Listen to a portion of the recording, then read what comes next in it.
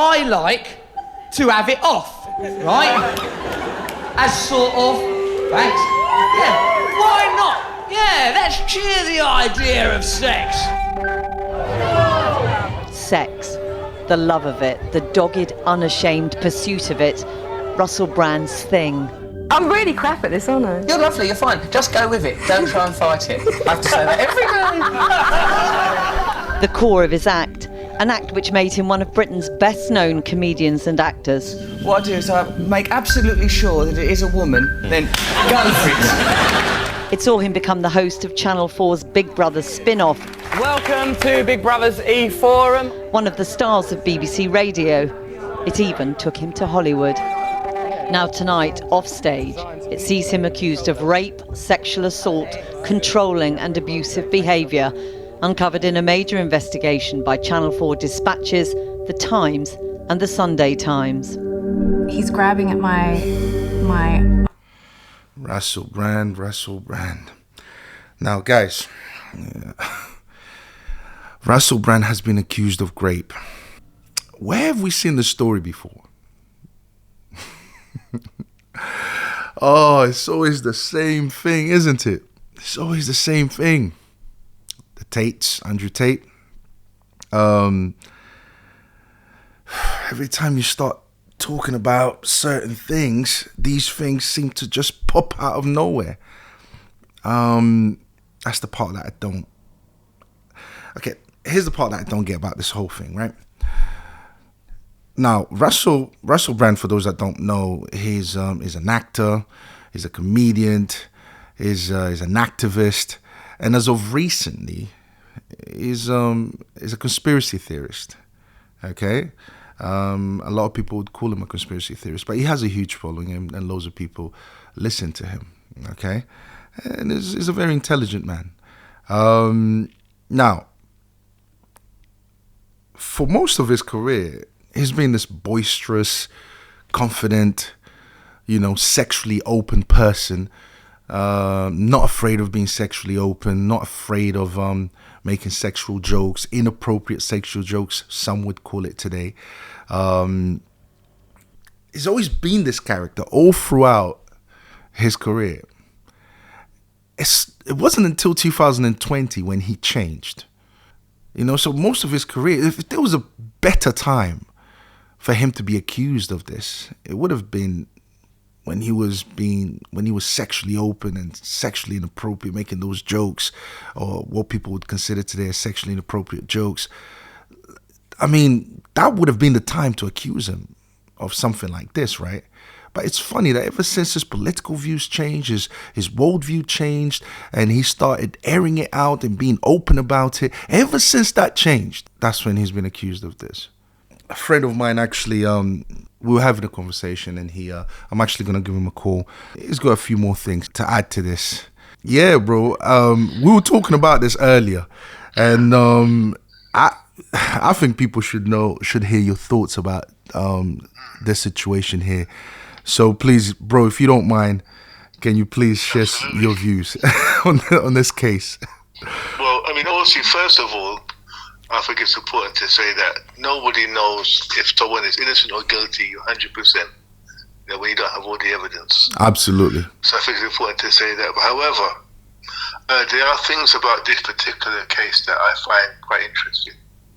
So from my understanding, the first allegation came out, I think, in 2003, if I'm mistaken. Now, if we know Russel Brand, when he first started out, I think he was a comedian, he was an actor. He was openly promiscuous. He used to talk about how promiscuous he was. Yeah, I was just mentioning that. Yeah. Yeah, he was open with it. He bedded a lot of women. Some of them were famous women, and that was a talk of within the industry, is that this guy, if he sees a woman that he likes, he will pursue her and sleep with her, and he does it. He's not. This is something that he does. This is part of his persona. So I find it weird that in the midst of all that sleeping around and open promiscuous behavior, that in the midst of that, those allegations didn't come out then. You know, I understand some people take, you know, there are historical allegations. I'm not disputing that, but I mean, I just find it a little bit, you know, suspicious. I can't help but thinking suspicious that in the midst of all that, and also in the years since then, what has happened recently with his kind of career, I guess, you know, in terms of what he's doing now versus what he was doing before, there's been a shift in what he does. Yeah, it's completely different now. Right. His worldview changed. His whole worldview changed. And if you look at I was checking out his Wikipedia page. Yeah. It starts off with referring to him as a conspiracy theorist, not a comedian. And I guarantee you that years ago he didn't start off with serious, started off with comedian. So this is the public perception of him now, where his Wikipedia now is saying that he's a conspiracy theorist first. That's exactly what it says. Yeah, exactly. And we know that if you're a so-called conspiracy theorist, you immediately would be on the radar in terms of, you know, the mainstream media's radar, because you're putting out information that A, they won't put out, or B, it'll be contrary to what they put out. That's right. That's right. That's why they would never have someone who's a conspiracy theorist as a news anchor or as a, you know, as a personality. You know, there's a certain line that they have to kind of adhere to. And if you stray from that, you'll no longer be, you know, given that platform. Which is why, interestingly, he then took to social media, and he's become a social media personality now. That's right, and he's got a huge following as well. A huge following, 6-point-something million followers. And initially, and I've always said that he's a very intelligent guy. I think he's highly intelligent. And I think what has happened with him is that he started to use that intelligence in a way where he started to really question things. You know, some of the narratives are out there. He questioned it. So some of the things he questioned, let's look at what he's questioned. He questioned the war. He didn't question, but he kind of exposed the corruption in the Ukraine. Yes, I saw that video. Yeah.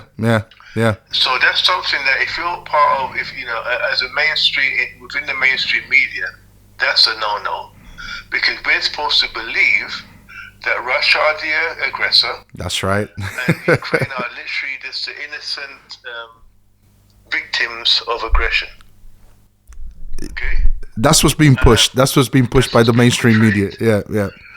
We know, those of us who know, you know, who spend time researching things, know that Ukraine was a haven of neo-Nazis and corruption. Okay, we know that they were not this, you know, perfect, idyllic country where everybody was living by the law. We know they were doing things to antagonize NATO. We know that they were doing that. So to antagonize Russia, on behalf of NATO. We know there's always been a proxy war between NATO and the Western powers and Russia, and Ukraine was in the middle of it. These are people that understand history and understand world events. We know this. So he knew this, and he not only knew that, but he started to expose the corruption in the Ukraine.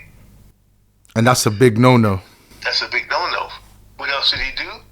He really, and this is something that he really did, one of the best examples of it was to expose the whole, you know, the medical industry in terms of vaccines, who profits from vaccines. If you look at him on that Bill Maher show, yeah, I think I sent you a clip of that. Yeah, you did. He went in. I mean, he really did his research, and he was naming names. He was giving specifics about who these vaccines, who made these vaccines, and more importantly, who profits from these vaccines.